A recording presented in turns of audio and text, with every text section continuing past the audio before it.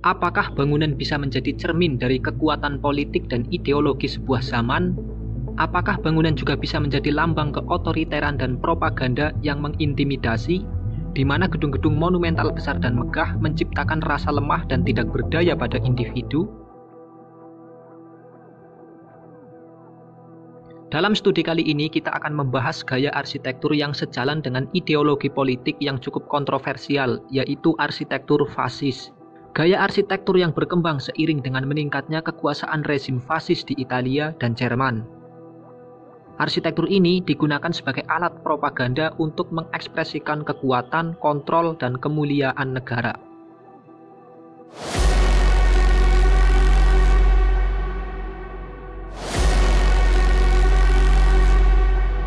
Selain arsitektur brutalis yang sudah kita bahas pada video sebelumnya, gaya arsitektur ini juga menjadi salah satu gaya pembentuk dunia distopia.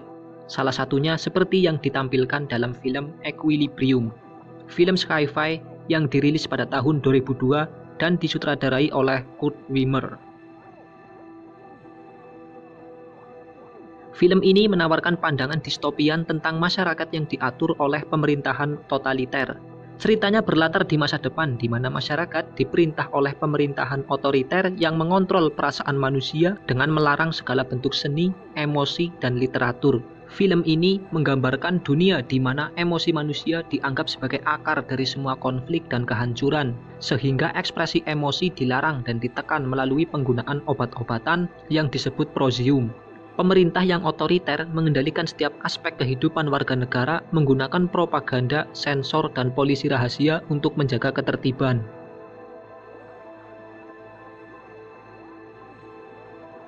Fasisme adalah sebuah ideologi politik dan gerakan yang muncul pada awal abad ke-20.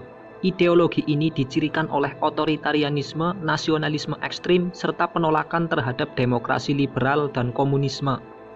Fasisme pertama kali berkembang di Italia di bawah pimpinan Benito Mussolini yang mendirikan Partai Fasis Nasional.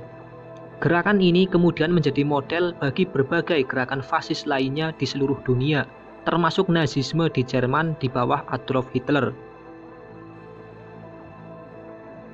Fasisme pertama kali berkembang di Italia setelah Perang Dunia I.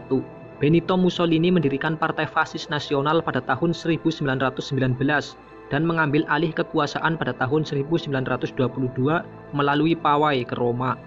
Di bawah Mussolini, Italia menjadi negara totaliter dengan kebijakan ekonomi korporatis dan ekspansionisme militer. Di Jerman, Adolf Hitler dan Partai Nazi mengembangkan ideologi yang mirip dengan fasisme Italia, namun dengan penekanan khusus pada rasisme dan antisemitisme. Hitler menjadi kanselir pada tahun 1933 dan mendirikan Reich ketiga, yang berujung pada Perang Dunia II dan Holocaust. Fasisme juga menginspirasi gerakan di negara lain, termasuk Spanyol di bawah Francisco Franco, Portugal di bawah Antonio de Oliveira Salazar, serta berbagai gerakan di Eropa Timur, Amerika Latin, dan Asia. Fasisme meninggalkan sejarah yang mendalam dalam sejarah dunia, terutama melalui dampak destruktif dari Perang Dunia II dan Holocaust. Setelah kekalahan fasisme pada akhir perang, ideologi ini secara luas ditolak dan dikutuk. Namun elemen-elemen fasisme tetap ada dalam berbagai bentuk ekstremisme politik hingga hari ini.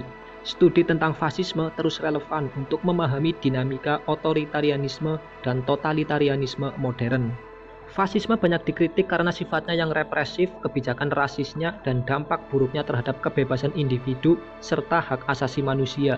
Gerakan fasis modern meskipun minoritas seringkali dianggap sebagai ancaman bagi stabilitas demokrasi dan perdamaian dunia. Dalam era ideologi fasis, arsitektur fasis berkembang seiring dengan meningkatnya kekuasaan rezim fasis di Italia dan Jerman. Arsitektur ini digunakan sebagai alat propaganda untuk mengekspresikan kekuatan, kontrol, dan kemuliaan negara. Terdapat juga Nazi arsitektur atau arsitektur Nazi yang sejalan dengan ideologi Adolf Hitler. Bangunan fasis seringkali sangat besar dan megah, menekankan skala yang monumental untuk menunjukkan kekuasaan dan dominasi. Desain arsitektur fasis cenderung sederhana dan fungsional, dengan garis-garis yang bersih dan sedikit ornamen. Banyak bangunan fasis mengadopsi prinsip-prinsip simetri dan proporsi dari arsitektur klasik Romawi dan Yunani. Penggunaan bahan-bahan seperti batu, marmer, dan beton bertulang yang mencerminkan kekuatan dan ketahanan. Banyak elemen desain yang mencerminkan simbolisme ideologis, seperti penggunaan patung, relief, dan simbol-simbol negara atau partai. Tokoh penting dalam arsitektur fasis diantaranya adalah Marcello Piacentini, seorang arsitek Italia yang menjadi salah satu figur utama dalam pengembangan arsitektur fasis di Italia. Karyanya mencakup banyak bangunan publik dan proyek infrastruktur besar. Giuseppe Terragni, seorang arsitek modernis Italia yang meskipun mendukung rezim fasis, karyanya menunjukkan pengaruh modernisme. Bangunan terkenalnya termasuk Casa del Fascio di Como. Albert Speer, arsitek utama di bawah pemerintahan Nazi Jerman. Speer merancang banyak bangunan monumental yang dimaksudkan untuk mencerminkan kebesaran Reich ketiga. Setelah jatuhnya rezim-rezim fasis di Eropa, banyak bangunan dan proyek arsitektur yang direncanakan tidak pernah selesai atau dihancurkan.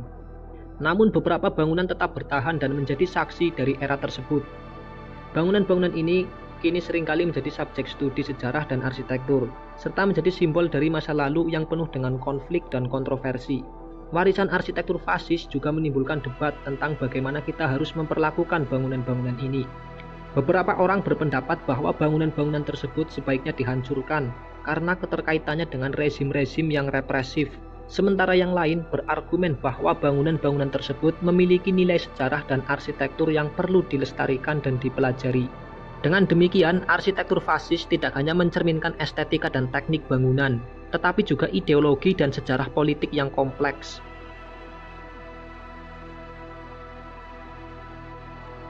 Fasisme sebagai ideologi politik memiliki dampak yang mendalam tidak hanya pada struktur sosial dan politik, tetapi juga pada estetika dan arsitektur.